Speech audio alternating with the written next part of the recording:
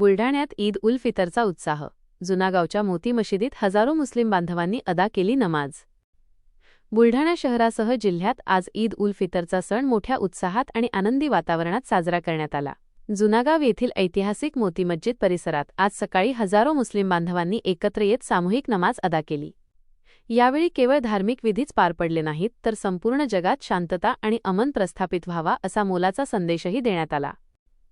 या पवित्र प्रसंगी मुस्लिम बांधवांचा उत्साह वाढवण्यासाठी बुलढाण्याचे कार्यसम्राट आमदार संजय गायकवाड यांनी विशेष उपस्थिती लावली.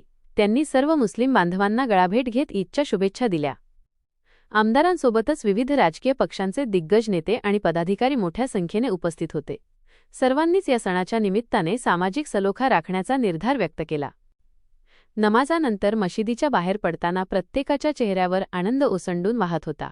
उपस्थित धर्मगुरूंनी आणि बांधवांनी देशात आणि जगात सुखशांती नांदो अशी प्रार्थना केली. हा सण शांततेत पार पडावा यासाठी बुलढाणा पोलिसांनी चोख नियोजन केले होते.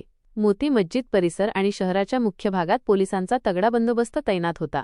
पोलिसांच्या या सतर्कतेमुळे आणि सहकार्यामुळे नागरिकांनी प्रशासनाचे आभार मानले आहेत.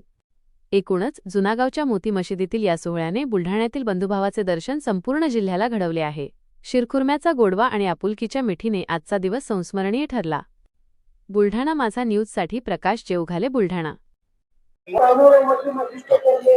अस्सलामु अलैकुम व रहमतुल्लाहि व बरकातुहू।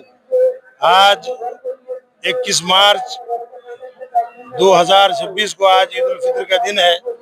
इस मुबारक मौके पर हम सभी भारत देशवासियों को ईद उल फितर की मुबारकबाद पेश करते हैं।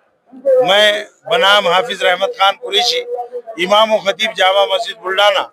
आज ईद उल फितर की नमाज हुई है, जिसमें एकता का और आजिजी और इनकिसारी का और अपने रब को याद करने का संदेश दिया जाता है। इस मुबारक मौके पर रमजान महीना खत्म होने के बाद ये खुशियों का त्यौहार होता है। मुसलमान इसमें खुशियां मनाते हैं, एक दूसरे को मुबारकबाद देते हैं और ये त्यौहार जो है अपने आपस के अंदर इत्तेफाक, इत्तेहाद और एक दूसरे से मोहब्बत करने का जो है सबक देता है।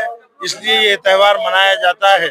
मैं फिर दोबारा इस मुबारक मौके पर सभी देशवासियों को ईद उल फितर की मुबारकबाद देता हूँ। कि अभी वर्ल्ड के अंदर ईरान, इजराइल, अमेरिका वगैरह का जो वार चल रहा है, ये अच्छी बात नहीं है। इसके लिए हम सब देशवासी भी दुआ करें कि भाई मुल्क के अंदर अमन और शांति बने रहे, हमारे मुल्क के अंदर भी शांति रहे और सारे वर्ल्ड के अंदर सभी ममालिक के अंदर शांति बनी रहे।